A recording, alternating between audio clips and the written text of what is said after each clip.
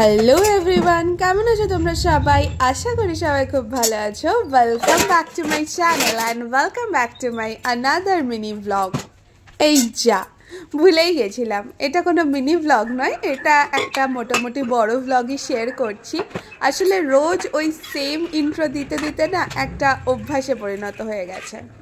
Actually আমি বেশি mini blog দিই এই কারণেই, কেননা সকালে দেখানোর মতো কোনো অ্যাক্টিভিটি থাকে না, কারণ আমি সকালে স্কুলে থাকি, আর সন্ধ্যেবেলা সেম অ্যাক্টিভিটি, তাই জন্য আর বড় ব্লগ শেয়ার করি না, মিনি ব্লগই শেয়ার করার চেষ্টা করি।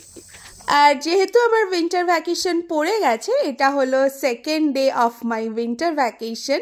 সকালে উঠে গেছিলাম, সকালেই, খুব একটা সকালে নয়, কেননা আমার তো উইন্টার ভ্যাকেশন স্টার্ট হয়েছে, ওর তো আর উইন্টার ভ্যাকেশন স্টার্ট হয়নি, তাই ওর জন্য আমাদের জন্য ব্রেকফাস্ট বানানোর জন্য উঠে গেছিলাম। ব্রেকফাস্টে ছিল আলু ভাজা আর রুটি, তার সাথে ডিম ভাজাও ছিল, আর ফ্রিজে অল্প একটু বেগুন পোড়া ছিল, সেটাও বের করে নেওয়া হয়েছিল অ্যাকচুয়ালি। তো সকাল সকাল আটা আমি আমার আটার ড্রাম সেটাতে ভরে নিয়েছি, আর এখানে আমি আলুগুলো সুন্দর করে কেটে নিয়েছি আলু ভাজার জন্য, আর এখানে আমি আলু ভাজা চাপিয়েও দিয়েছি। আর যে আটাগুলো দেখলে, আটাগুলো অ্যাকচুয়ালি আমি বারাসাত থেকে নিয়ে আসি। প্যাকেট আটা আর ওই মিল থেকে ভাঙানো আটার মধ্যে বেশ পার্থক্য থাকার, এই আটার রুটিগুলো খুব ভালো হয়, তাই জন্য ওই আটাগুলো আমি নিয়ে আসি বাড়িতে যখন যাই তখন।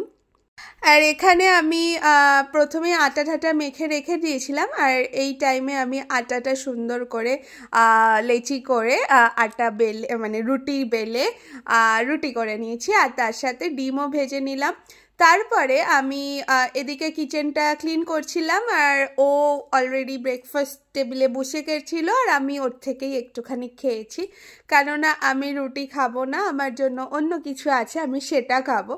তারপরে ও অফিসে বেরিয়ে যাওয়ার পর আমি এখানে জলগুলো ভালো করে ভরে নিলাম, আর তার সাথে আমার একটু কিছুক্ষণ পর পরই কিচেনটা ক্লিন করার মন যায়, তো কিচেনটাও ক্লিন করছিলাম। আর এখানে আমি টুকটাক কিছু বাসন যেগুলো আবার আমার লাগবে আজকে, সেইগুলো আমি মেজে নিচ্ছিলাম, কেননা আমার যে হাউস হেল্প সে আর্লি মর্নিং এসে কাজ করে দেয়। তো তারপরে মাছ এসেছিলো বলতে ওই মাছ দিয়ে গেছিলো, তো মাছগুলো ভালো করে ধুয়ে ঠুয়ে নিয়ে আজকে বাটা মাছ করার কথা ছিল।